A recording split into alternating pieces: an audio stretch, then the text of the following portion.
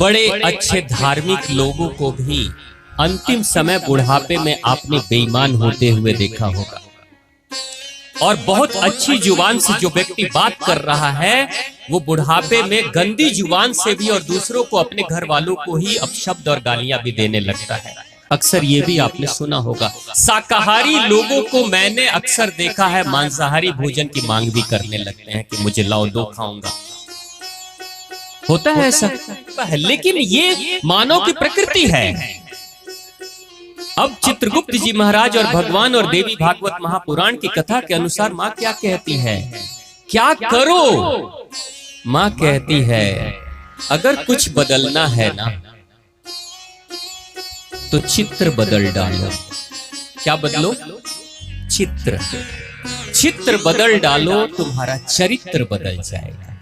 अब चित्र कैसे बदलेगा? लंबे समय तक एक ही कार्य को किए हैं, उसके चित्र बनते चले गए, स्टोर होते चले गए। अब लंबे समय तक अच्छे कार्य करते चले जाओ, उसके अच्छे अच्छे चित्र बनेंगे और वो स्टोर होते चले जाएंगे। और मृत्यु के समय, अंतिम समय जब दिमाग काम करना बंद कर देगा तो उस समय पुरानी जो अंदर बैठी हुई चित्र हैं, वही तस्वीरें हैं, वो बाहर निकल कर आएंगी और उसी के अनुसार से हम अच्छा सोचेंगे, अच्छा बोलेंगे, अच्छा करेंगे। जो लोग अंतिम समय में बेईमान हो जाते हैं उनके साथ क्यों होता है ऐसा, आपको पता है? शुभ कार्य करोगे आप, शुभ कार्य, जैसे आप भगवान की पूजा कर रहे हो, मंदिर में आके पूजा कर रहे हो, तो आप शुभ कार्य कर रहे हो। तो आप इस शुभ कार्य को कभी कभी लापरवाही से भी कर सकते हो।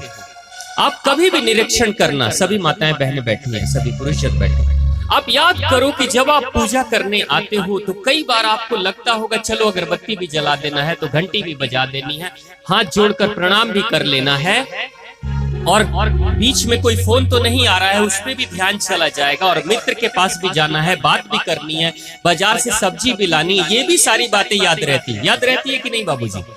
मंदिर में आकर भी आप इन सारी बातों को याद रखते हो, लेकिन आप ये नहीं देख पाते हो कि कौन आपको मंदिर में देख रहा है। ये नहीं देखोगे। अनेक लोग देखेंगे, आप अपना काम कर रहे हो, मंदिर में कोई कहेगा कि मैं भी वहीं था, तुम मुझे देखे नहीं, आप सच में नहीं देखोगे। लेकिन अब एक दूसरी स्थिति के बारे में सोचो। आप पूजा करने नहीं जा रहे, आप चोरी करने, किसी के घर में जा रहे हो या कहीं बाजार में जा रहे हो और चोरी करने जा रहे हो, तब क्या होगा आपके साथ?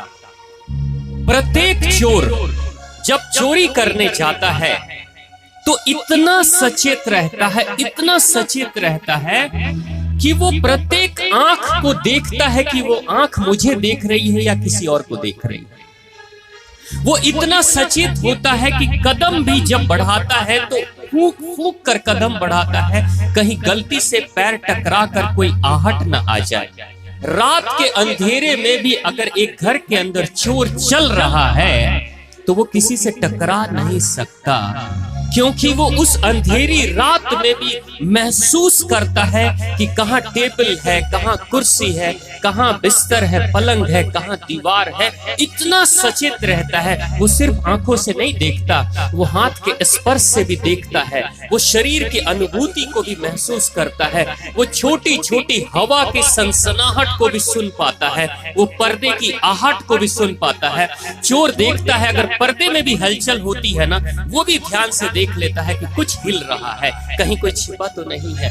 यानी जब एक इंसान चोरी करने जाता है तो पूर्ण रूप से 100% वो पूरी चेतना के साथ में सिर्फ और सिर्फ उसी कार्य को करता है, सिर्फ और सिर्फ उसी कार्य को करता है। दूसरा, न तो उसे घर की सब्जी याद आती है, न बच्चे याद आते हैं, न अपना घर याद आता है, न मित्र याद आता है, कुछ भी याद नहीं आता है। पूरी तरीके से तन से, मन से, पूरी चेतना से वो बस उसी कमरे में रहता है और पूरा ध्यान उसकी चोरी पे रहती है।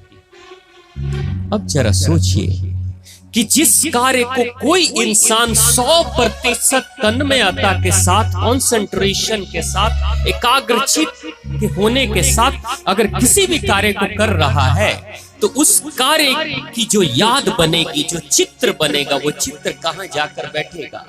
बहुत गहराई में, दिमाग दो होते हैं, कहते हैं कॉन्शियस माइंड और सब कॉन्शियस माइंड, चेतन मन और अचेतन मन।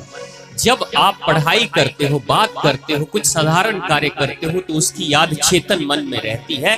लेकिन जब आप ऐसे कार्य करते हो जिसमें 100% आपकी चेतना साथ में मिली हुई है, तो वो कार्य, उस कार्य की याद, उस कार्य का चित्र आपके अवचेतन मन में चला जाता है। और वो अवचेतन मन बहुत आत्मा के करीब होता है, उसको जल्दी मिटाया नहीं जा सकता।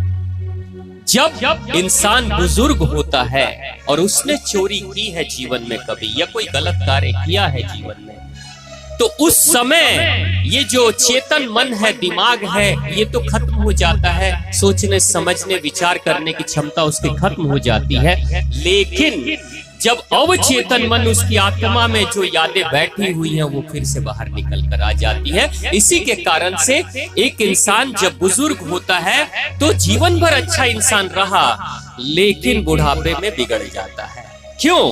क्योंकि जीवन भर अच्छा इंसान रहा, उसकी अच्छाइयों को दुनिया ने देखा, लेकिन जो बुरे कार्य उसने छुप के किए, किसी को नहीं दिखाया, लेकिन अपनी चेतना के साथ किया, तो उसे तो पता है ना, उसके चित्र तो अंदर चित्रगुप्त जी महाराज ने बना दिया है ना।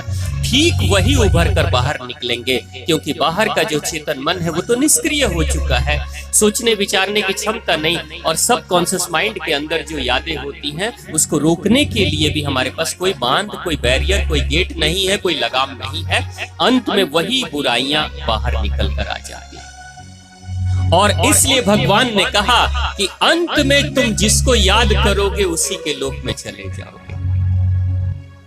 तो अगर कोई इंसान 100 साल की उम्र में इस शरीर को छोड़ने वाला है, तो उस समय कौन सी याद आएगी, उसकी तैयारी उसको कब करनी पड़ेगी? 100 साल के समय, 90 साल में करनी पड़ेगी कि आज से शुरू करनी पड़ेगी? आज से शुरू करेंगे तो वो चेतना बनते बनते गहरे तलों में बैठेगी, और तब जाकर अंत में वही चेतना निकलकर सामने आएगी। इसलिए देवी भागवत महापुराण कहती है कि ये कथा सिर्फ माँ की कथा नहीं है, ये कथा हम सभी की है, क्योंकि हम सभी के अंदर माँ की चेतना शक्ति के रूप में विराजमान है, और वही निरंतर प्रवाहित हो रही है। देवी भागवत महापुराण कथा सिर्फ कथा नहीं है, ये एक आईना है। एक आईना है, जिस आईने में आप अपने ही व्यक्तित्व को देखते हो और आत्मनिरीक्षण करते हो। मैं ये नहीं कह रहा हूं कि आप गलत हो या आप सही हो, मैं ये कह रहा हूं कि जो आप हो अपने आप को देख लो। आप बच्चे बैठे हो, क्या आपके अंदर आत्मचिंतन, निरीक्षण नहीं चलने लगा कि थोड़ा अंदर भी तो देख ले कि हमने क्या क्या गलती की, कितने सिग्नेचर गलत मारे, कितने बार झूठ बोले अपने भाई बहनों से? आया ना?